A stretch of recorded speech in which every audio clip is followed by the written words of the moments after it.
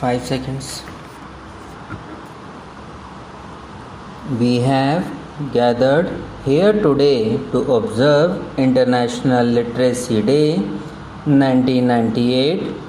This is an occasion when we reaffirm our commitment to making every Indian literate.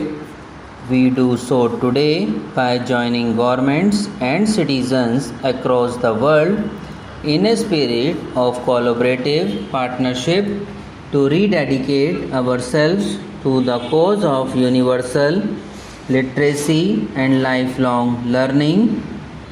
September 5 is a day of affirmation and action both nationally and internationally to create a fully literate planetary population in the early 80 years of the 21st century.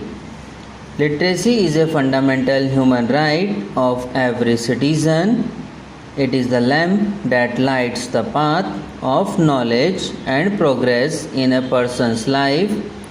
It also enables every citizen to make their full contribution to the progress of the nation and the human race. For us in India, International Literacy Day sends a far more urgent message. India has the largest number of non-literate people in the world, about a third of the world total of around 900 million. This reality is unacceptable to any sensitive and patriotic Indian. It is antidote to the fact that India is the land of the world's oldest living civilization, which has always worshipped knowledge and learning.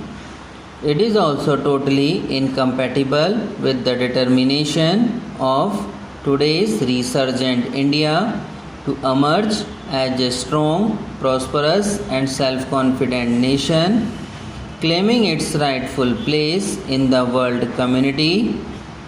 We recognize that a country full by millions of illiterate citizens would be intrinsically less equipped to cope with the challenges and opportunities of an intensely competitive world.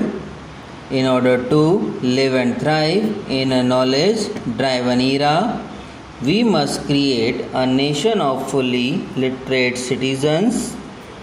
At the same time, I wish to dispel a misconception that often clouds some people's understanding of the problem of illiteracy in India. Many of our fellow citizens may be non-literate, but they are by no means devoid of education.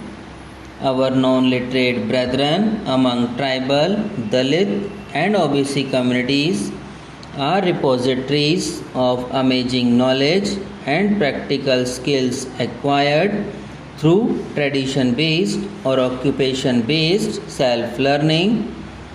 This is also true about our non-literate women who, apart from possessing a lot of useful knowledge, also pass on precious cultural and ethical values from generation to generation. I say this not to belittle the importance of literacy or the urgent need to eradicate illiteracy, but to understand our existing knowledge. Our literacy programs have the best chance of succeeding when they are based in the soil of people's actual experiences and aspirations. We should also bear in mind that economic development is not an automatic guarantor of literacy and education.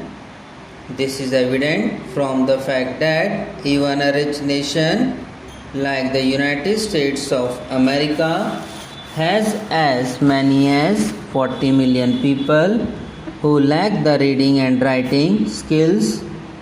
This surprising fact suggests that developing countries like India must evolve literacy and education programs that conform to our own needs, resources, and traditions. My government is committed to according the highest priority to eradication of illiteracy. We have pledged in the national agenda for governance that we shall seek to provide education for all.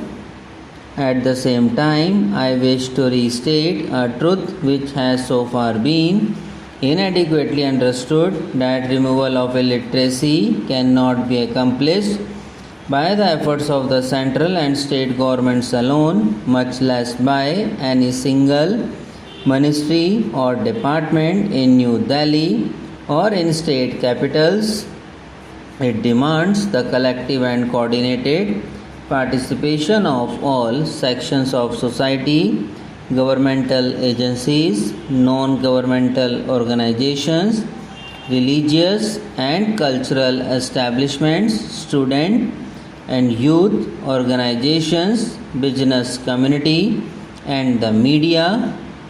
In short, a sustained mass movement alone can take India towards the goal of total literacy in the shortest period of time. In this context, I am pleased to acknowledge the good work done by the National Literacy Mission. Since its inception in 1988, the country has gained valuable experience from the total literacy campaigns launched in the early 90s. For the first time since independence, a planned, coordinated, and comprehensive district level drive was launched with the involvement of central and state governments, Jila Parishads, Panchayats, voluntary organizations, and educational establishments. Through massive participative mass campaigns of total literacy, we have been able to make over 68 million people literate, 60% of whom are women. As many as 234 districts have completed the first phase of basic literacy to adults in the age group of 15-35 and are now implementing post-literacy and continuing education programs. A large number of districts, beginning with Ernakulam in Kerala, have declared themselves total literacy districts. The positive developmental fallout of successful total literacy campaigns is already visible in many parts of the country. There has been an increase in the demand for primary education, particularly among girls. A significant improvement is visible in practices of family welfare, health, hygiene, and immunization, leading to a lowering of the infant and maternal mortality rate, greater awareness about the environment, and better agricultural practices. Subscribe now and press the bell icon. Never miss an update.